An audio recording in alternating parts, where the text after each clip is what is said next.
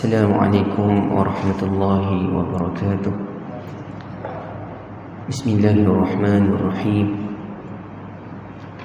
الحمد لله رب العالمين، والصلاة والسلام على سيدنا محمد وعلى آله وصحبه أجمعين. قال رب اشرح لي صدري ويسر لي أمري واحلل عقدة من لساني يفقه قولي. اللهم أرنا الحق حقا وارزقنا اتباعه، وأرنا الباطل باطلا وارزقنا اجتنابه. اللهم فقهنا في الدين وافتح علينا فتوح العارفين، واجعل أعمالنا خالصة لوجهك الكريم. سبحانك لا علم لنا إلا ما علمتنا إنك أنت العليم الحكيم. ولا حول ولا قوة إلا بالله العلي العظيم. ثم أما بعد، Alhamdulillah, syukur kepada Allah Subhanahu wa ta'ala kerana masih lagi dan sentiasa mengurniakan pelbagai nikmat yang tidak terhitung banyaknya kepada kita.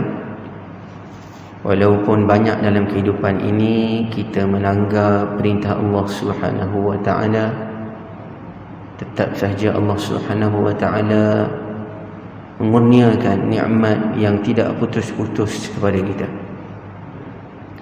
Oleh kerana itu kita disuruh untuk sentiasa mensyukuri nikmat Allah Subhanahu wa ta'ala, berusaha sedaya upaya dalam kehidupan kita agar kita sentiasa menyebut Alhamdulillah, bersyukur.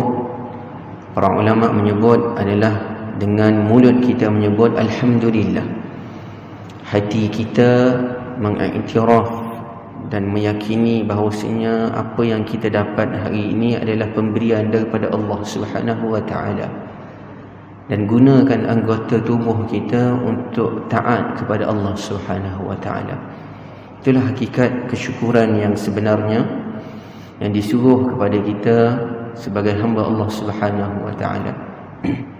InsyaAllah pada malam ini, sebelum kita masuk kepada bacaan Al-Quran kita, tahsin tilawah Al-Quran kita, memperelok dan memperindahkan bacaan Al-Quran kita, bagi siapa-siapa di kalangan jemaah yang mungkin terlupa untuk niat iktikaf, boleh sama-sama berbuat demikian, kerana kita akan diberikan pahala sepanjang mana kita berada di dalam rumah Allah Subhanahu wa ta'ala ini. InsyaAllah pada hari ini kita sambung pada muka surat 509. Sebelum itu saya diminta oleh Ustaz Syarifuddin untuk menggantikan kuliah yang tidak dapat hadir kerana uzur, dan insyaAllah kita sambung kepada tahsin tilawah Al-Quran kita. Muka surat halaman 509, Al-Juz'us Sadis wal 20, juzuk yang ke-26, Surah Muhammad, Surah Muhammad, ataupun nama lain adalah Surah Al-Qital. Kita akan mulakan daripada ayat yang ke-20. Sekali lagi kita akan baca pada hari ini daripada halaman 509, juzuk yang ke-26, Surah Muhammad ataupun Surah Al-Qital, bermula pada ayat yang ke-20. InsyaAllah pada hari ini kita akan lihat ayat-ayat yang Allah Subhanahu wa ta'ala menceritakan berkenaan dengan bagaimana respon orang-orang yang beriman kepada Allah Ta'ala, dan juga bagaimana respon orang-orang munafik apabila diperintahkan untuk berjihad di jalan Allah. Jika kita lihat balik pada ayat yang sebelum ini, pertemuan kita yang lalu, Allah Subhanahu wa ta'ala menyebut bagaimana sikap orang-orang munafik, bagaimana sikap orang kafir, dan juga bagaimana sikap orang-orang yang beriman ketika mendengar ayat-ayat Allah Subhanahu wa ta'ala berkenaan dengan akidah. Allah Ta'ala sebut berkenaan dengan keesaan Allah, keimanan kepada Allah, keimanan kepada hari kebangkitan, bagaimana respon golongan-golongan tersebut. Dan pada hari ini kita akan lihat bagaimana respon orang yang beriman dan juga orang munafik apabila telah diperintahkan kepada mereka berjihad di jalan Allah. Dalam ayat yang pertama yang kita akan baca hari ini, Allah Subhanahu Wa Taala menyebut orang-orang beriman nak sangat ataupun selalu menyebut bahawasanya supaya Allah Subhanahu Wa Taala nyatakan perintah dengan tegas supaya disuruh ataupun diwajibkan untuk berjihad di jalan Allah. Mereka dah beriman, mantap iman mereka, mereka sanggup menggadaikan hatta nyawa mereka sendiri untuk Allah Subhanahu Wa Taala.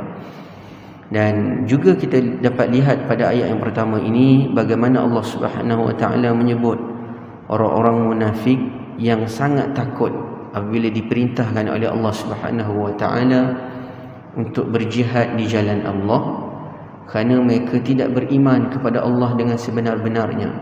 Mereka takut kepada kematian, mereka takut macam mana harta mereka, mereka takut bagaimana kedudukan mereka jika mereka mati di medan jihad. Adapun bagi orang yang beriman, mereka yakin bahawa mereka sentiasa benar apabila berada di pihak yang benar, yakni di pihak Nabi Muhammad sallallahu alaihi wasallam.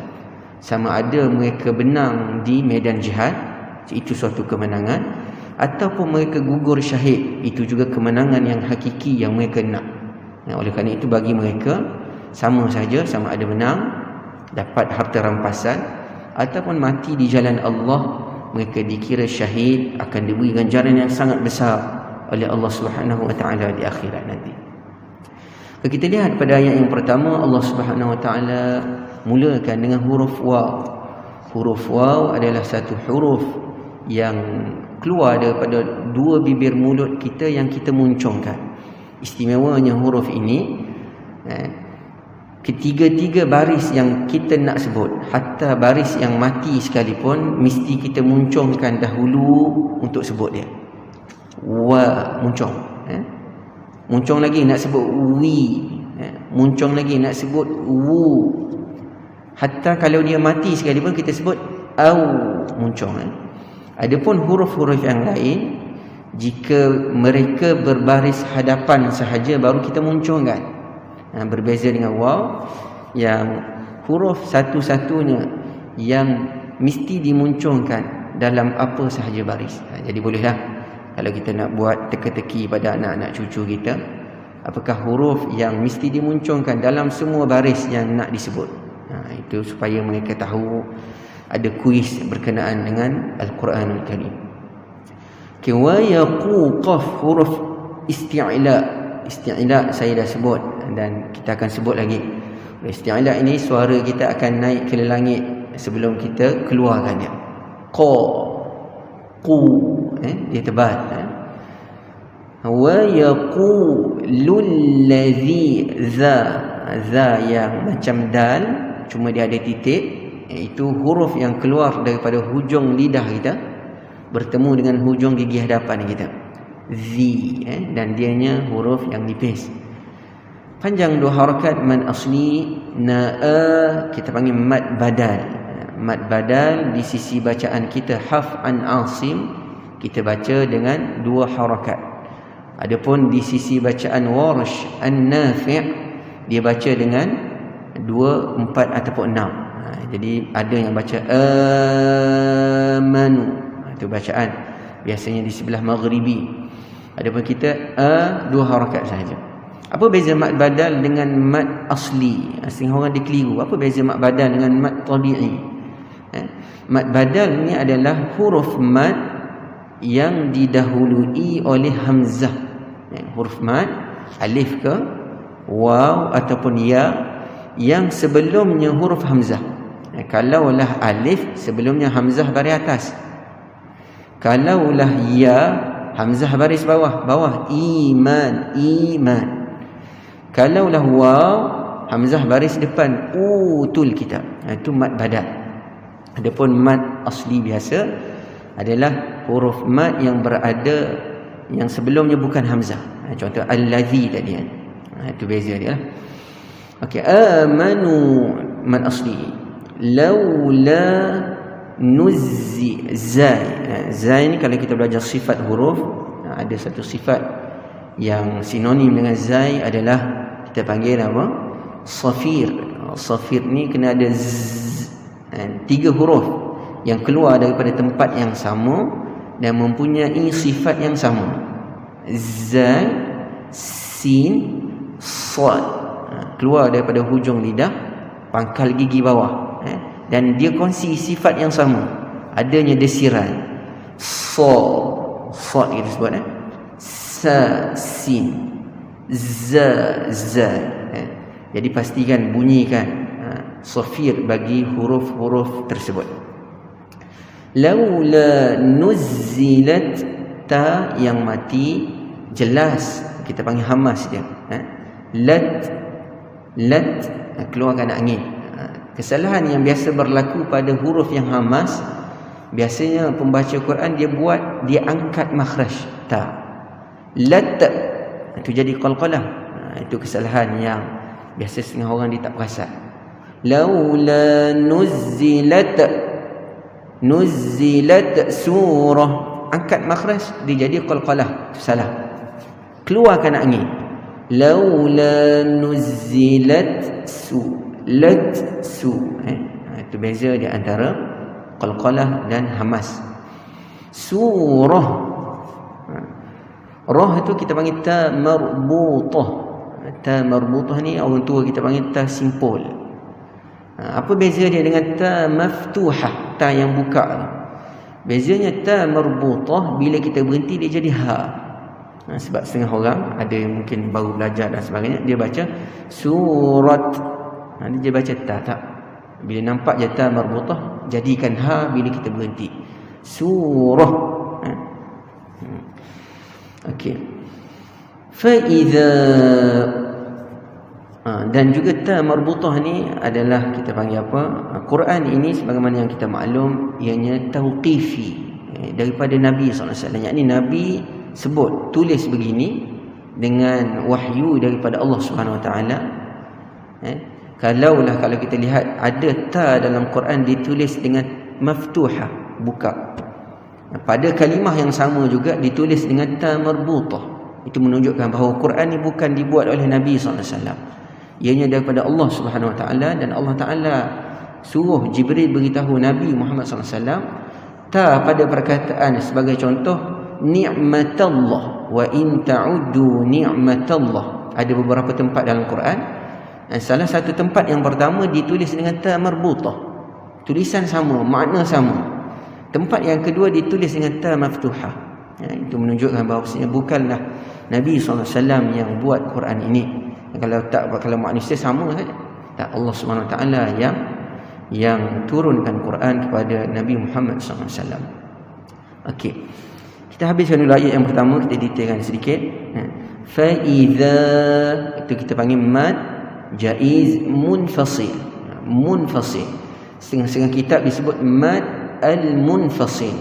Munfasil ni maksudnya huruf mad dan hamzah tidak duduk sekali, ataupun kita panggil berpisah dalam kalimah yang berbeza. Itu maksud munfasil. Fasala, bercerai, tidak duduk dalam satu perkataan. Jadi hamzah ataupun kita panggil mad, huruf mad pada akhir perkataan faiza bertemu dengan awal perkataan yang lain yang didahului dengan hamzah. Itu kita panggil mad jaiz munfasil. Baca dengan 4 harakat. Unzilat, nun yang mati dan di atas dia kosong. Itu dalam Mursam Utsmani menunjukkan bahawasanya perlu kita lamakan pada nun tersebut. Ada satu jenis lagi nun mati dia akan letak tanda mati. Itu tak payah lama izharkan dia. Sebut nun pindah terus. Adapun kalau kita lihat nun mati kosong atas dia, lamakan nun tersebut. Kecuali kalau jumpa lam dan juga ra. Jadi kat sini kita jumpa zal. Unzilat. Ta hamas, keluarkan angin. Su panjang luharkan. Ratum dengung, tanwin jumpa dengan mim, tutup mulut terus. Muhha. Ha ini kadang-kadang bagi setengah pembaca Al-Quran, orang Melayu kita dia sukar sedikit nak sebut ha, sebab kita biasa dengan ha. Jadi ramai juga yang baca muh. Sedangkan dia ha, orang tua sebut ha pedas. Muh ha. Sempit halqum kita yang tengah. Muhkamatu, muncul mulut sebab jumpa waw. Wa dhukira fiha al-qitalu ra'aital ladzina fi qulubihim. Dengar, mim mati bertemu dengan mim, dan mim mati pun sama. Jika atas dia tidak ada tanda mati, menunjukkan mim itu kita kena lamakan. Kalau mim mati di atasnya diletak tanda mati, jangan lamakan, izharkan dia. Mati mim, pindah terus. Jika tidak ada tanda, lamakan sedikit. Di sini kita panggil dia sebagai idgham syafawi, ataupun nama lain idgham mithlain, ataupun nama lain idgham mimi. Ada beberapa nama bagi mim mati bertemu dengan mim. Maradui, bila tanwin bertemu dengan ya, dengung dia tu mesti di dalam ya. Kita namakan dia idgham ma'al ghunnah, ataupun nama lain idgham bi ghunnah, berserta dengung. Idgham yakni maksudnya memasukkan. Apa yang kita masukkan? Tanwin. Apa itu tanwin? Bunyi nun. Dun, maradun, itu asalnya. Tapi kita masukkan bunyi nun itu ke dalam ya. Itu idgham maksudnya. Ya. Apa? Biasa yang kita dengar disebut sebagai dua harakat lah. Jadi lamakan dia. Walaupun sebenarnya ada perbahasan yang detail sikit. Sebab dengung ini ada martabat dia, ada peringkat dia. Jadi mudah saja kita nak sebut untuk orang awam. Maksud kita kata lamakan sikit. Biasa disebut oleh guru dua harakat lah. Sebenarnya ada perbahasan sedikit. Maradui, masuk terus dalam ya. Jangan bunyikan nun. Jangan maradun. Tak. Maradui, masuk ya. Itu idgham kita panggil. Ma'al ghunnah, berserta dengung pada ya.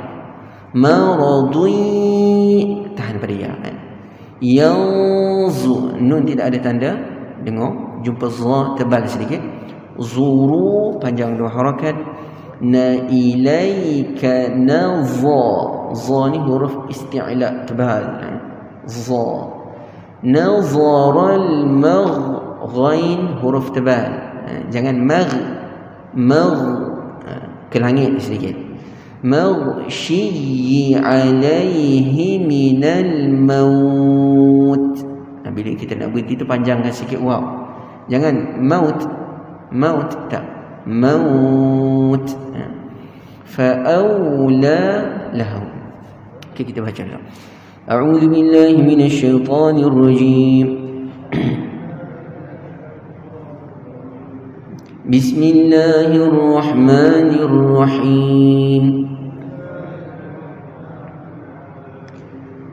ويقول الذين آمنوا لولا نزلت سورة.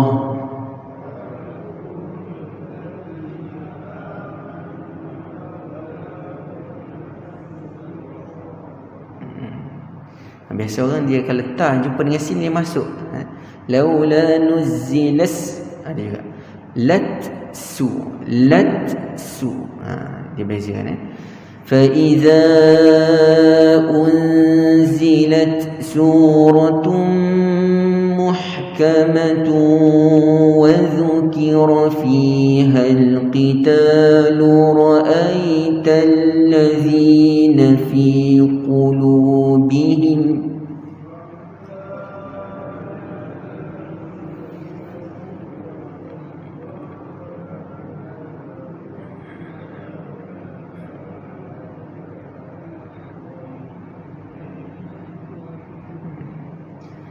Cuma kalau nak panjang nafas elok marad, berhenti kat situ kita ambil boleh.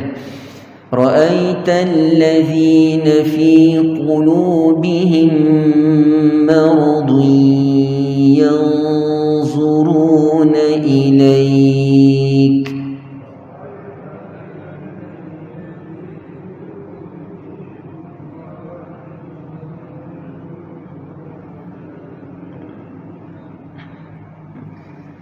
ينظرون إليك نظر المغشي عليه من الموت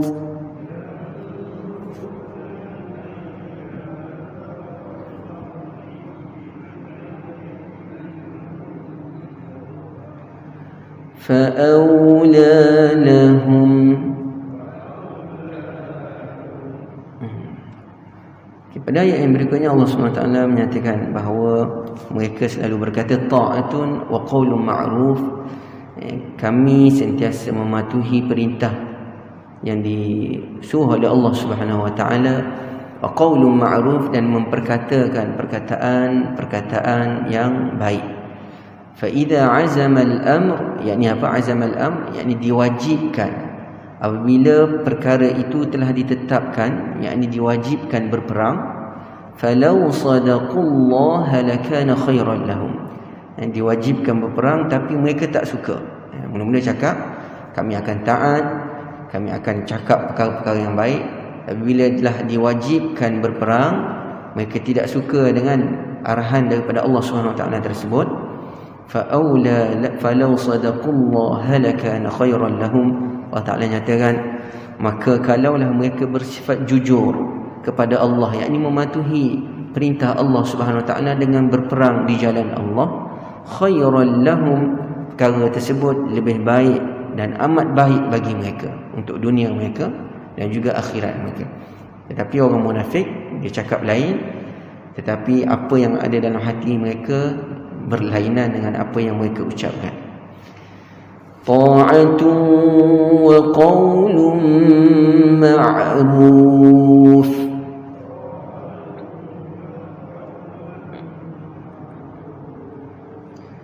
فإذا عزم الأمر فلو صدقوا الله لكان خيرا لهم.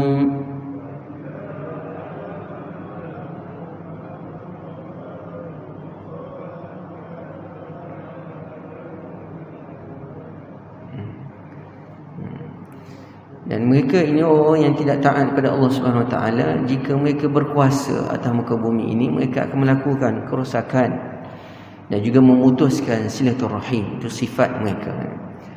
Fahal asaitum in tawallaytum an tufsidu fil ard.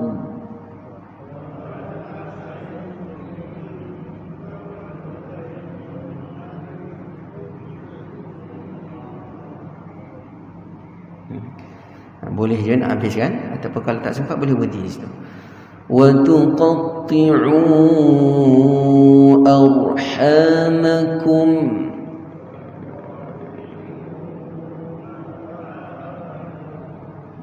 Ha tu kita sempit. Jangan ha, kena latihlah. Okey. Dan mereka yang bersifat dengan demikian, membuat kerosakan atas muka bumi, memutuskan silaturahim, mereka itu dilaknat oleh Allah Subhanahu Wa Taala. Allah Taala tulikan pendengaran mereka, tak dapat dengar benda-benda yang baik, hadis Nabi dan sebagainya. Wa a'ma absarahum, dan Allah Taala butakan mata mereka, tak dapat melihat perkara yang baik. Ulaika allazina la'anahumullahu fa'asammahum wa a'ma absarahum.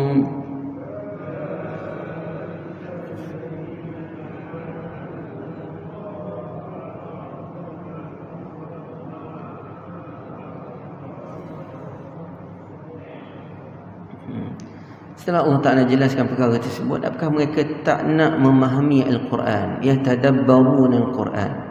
Allah Ta'ala kata am ala qulubin aqfaluha. Am di sini dengan makna bal, bahkan hati mereka telah dikunci. Afala yatadabbaruna Al-Quran am ala qulubin aqfaluha.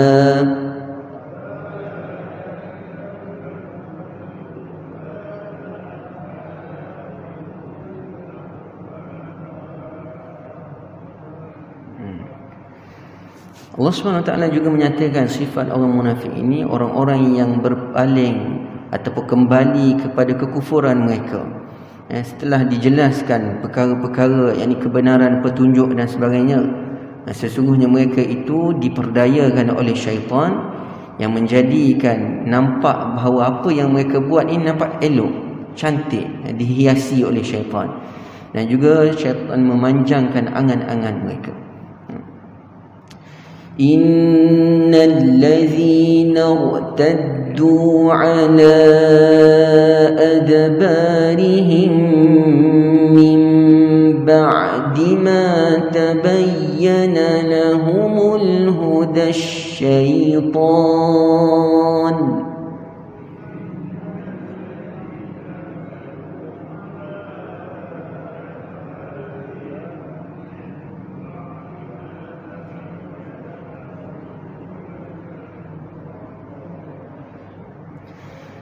الشيطان سول لهم وأملى لهم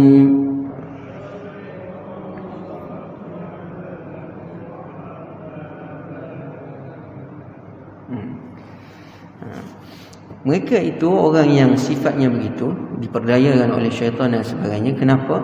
Kerana mereka ini melakukan perkara yang tidak baik, iaitu mereka berkata kepada orang yang benci kepada apa yang diturunkan oleh Allah Subhanahu wa taala kepada Nabi Muhammad. Siapa? Yakni orang Yahudi. Mereka jumpa orang Yahudi, orang munafik ni, dia kata apa? Sanuti'ukum fi ba'dil amr. Kami akan taat kepada kamu, kami akan patuh kamu, kami akan bersama kamu dalam setengah perkara, yakni berhubung dengan menentang Nabi Muhammad SAW dan juga pengikutnya. Jadi orang munafik jumpa orang Yahudi, dia pakat dengan orang Yahudi. Itu kejahatan mereka. Oleh kerana itu juga mereka ditipu dayakan. Perbuatan mereka itu perbuatan yang buruk, tapi nampak mereka rasa dan mereka nampak bahawa nampak macam baik, nampak untuk kepentingan mereka dan sebagainya. Mereka dihiasi ataupun diperdayakan oleh syaitan. Tetapi mereka tidak sedar ataupun pura-pura tidak sedar. Wallahu ya'lamu israrahum. Allah Ta'ala tahu apa yang mereka sembunyikan.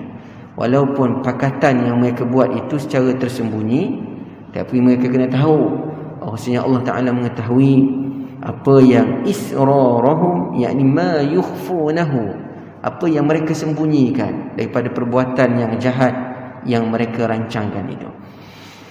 ذلك بأنهم قالوا للذين كرهوا ما نزل الله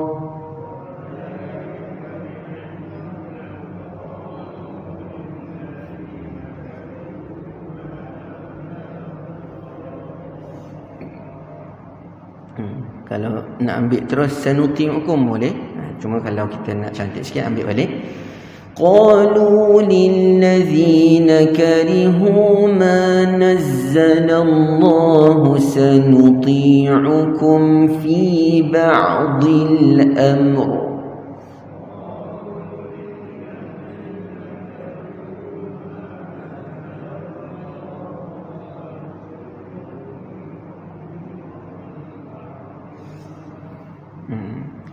Jadi ambil perhatian pada huruf ta yang pertama, sanuti, tebal, jangan sanuti tu jadi ta. Yang kedua pada huruf dad, fi ba'dil, di, jangan di. Yang ketiga adalah bila kita berhenti pada huruf yang mati dan setelahnya ada huruf yang berbaris, cuma kita perlu mati dengan sebab kita nak berhenti. Jadi kena matikan dua huruf. Jadi setengah orang dia matikan mim saja. Fi ba'dil ra tak bunyi. Yang kedua dia bunyikan ra, tetapi dia nipiskan ra. Fi ba'dil amr. Sedangkan ra di sini kita kena tebal. Jangan lihat kepada baris ra. Bila kita lihat pada baris ra, bila kita nak sambung bacaan. Adapun bila kita berhenti, ra itu dikira mati. Bila mati kena lihat baris sebelum ra. Jadi sebelum ra mati, tengok sebelum dia lagi, baris atas tebal. Amr, amr, jangan amr. Macam kita baca surah Al-Fajr, wal fajr, tebal, jangan wal fajr. Tak betul. Sama juga kita baca surah Al-Qadr, inna anzalna, kita nak dekat bulan Ramadan dah. Lepas ni selalu akan baca inna anzalnahu fi lailatin qadr. Kena tebal ra tu. Jangan qadr. Sebab ra itu mati. Tengok baris sebelum dia. Wallahu ya'lamu israrahum.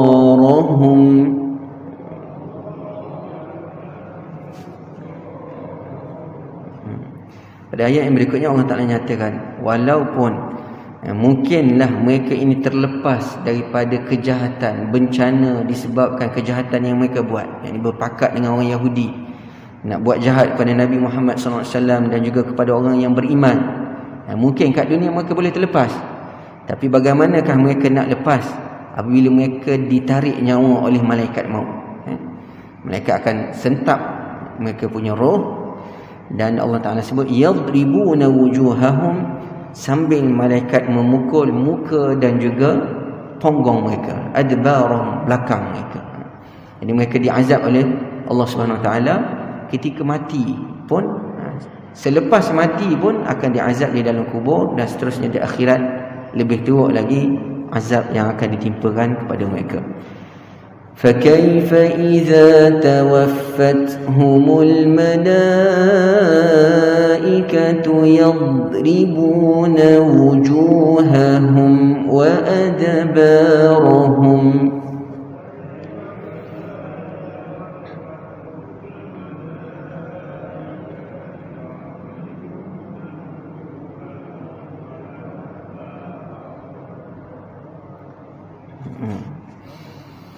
Okay, ambil perhatian pada huruf dhad yang mati.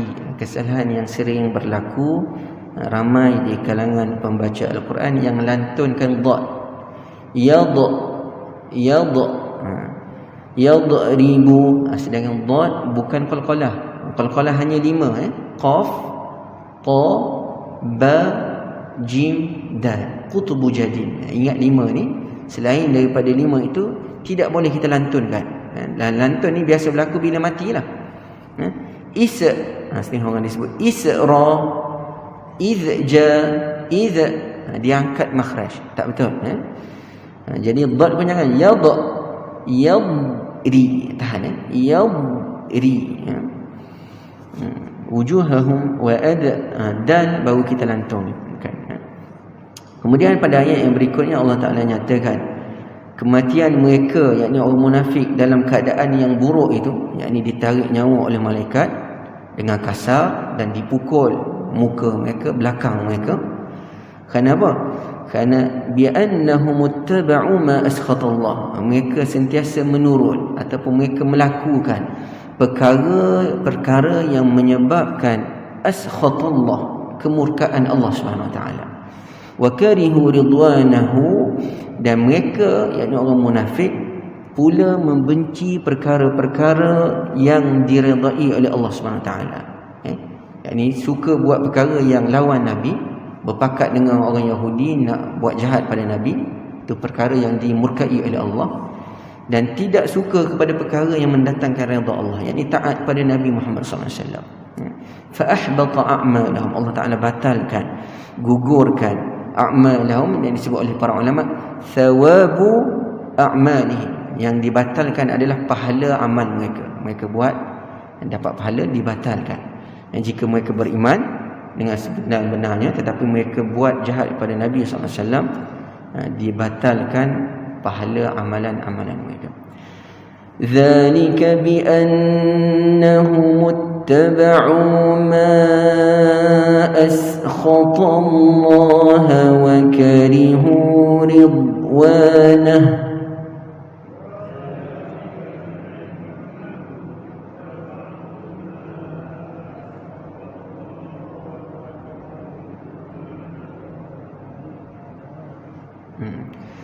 وكرهوا رضوانه فأحبط أعمالهم.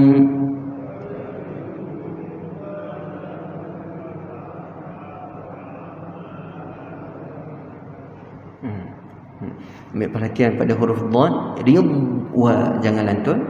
Yang kedua, pastikan kita letak makhraj yang betul pada ha. Fa-ahbata. Jangan fa-ahbata tu ha. Angkat ke tengah sikit. Ayat yang terakhir Allah Ta'ala sebut bahawasanya patutkah orang-orang munafik itu am hasibal ladzina fi qulubihim marad, orang yang di dalam hatinya ada penyakit. Yakni apa? Penyakit nifak, munafik, syak, ragu-ragu yang ada dalam hati itu dikira penyakit. Dan penyakit itu tak habis dengan kematian di dunia. Penyakit hati ini dia tidak habis dengan sebab kita mati. Adapun penyakit zahir, jantung, orang kena kanser dan sebagainya, bila mati tak ada dah kanser. Dalam kubur dia tak ada sakit kanser, tak ada. Dah mati tak ada dah. Penyakit itu kat dunia saja. Adapun penyakit hati, nifak, hasad dengki, suka orang lain kalau boleh keburukan pada orang lain, penyakit hati tersebut dia tidak akan habis dengan sebab kita mati. Kalau kita tak sucikan diri kita daripada penyakit tersebut, kita akan bawa bersama dalam kubur nanti, akan dibangkitkan bersama dengan penyakit tersebut. Na'udzubillah min zalik. Dengan itu wajib bagi kita mensucikan hati kita, disebut sebagai at-takhliyah, sucikan hati dulu qabla tahliyah, kemudian baru kita hiasi diri kita dengan sifat-sifat yang baik. Disebut dalam ilmu akhlak ataupun disebut sebagai dalam ilmu tasawuf, supaya kita mensucikan hati daripada perkara-perkara yang dimurkai oleh Allah Subhanahu Wa Taala. Banyaklah sifat-sifat yang buruk, mazmumah kita panggil. Orang yang ada sifat munafik, penyakit hati dalam diri mereka, mereka sangka bahawasanya Allah Ta'ala tak akan dedahkan ke apa yang ada dalam diri mereka. Allan yukhrijallahu adghanahum. Mereka sangka Allah Ta'ala tak akan buka ke apa yang sifat adghanahum, yani ahqadahum, yani dengki yang ada pada hati mereka terhadap Nabi SAW. Allah Ta'ala akan zahirkan, Allah Ta'ala akan nyatakan. Jadi orang munafik ni takut bila Allah Ta'ala turunkan ayat Quran, takut Allah Ta'ala sebut pasal mereka. Kalau kita lihat dalam surah Munafikun ataupun dalam surah At-Taubah tu, disebut bagaimana mereka takut bila ayat Quran turun. Takut Allah Ta'ala sebut pasal mereka, sedangkan Allah Ta'ala nyatakan berkenaan dengan mereka dengan jelas sekali. Am hasibal ladzina fi qulubihim maradun an lan yukhrijallahu adghanahum.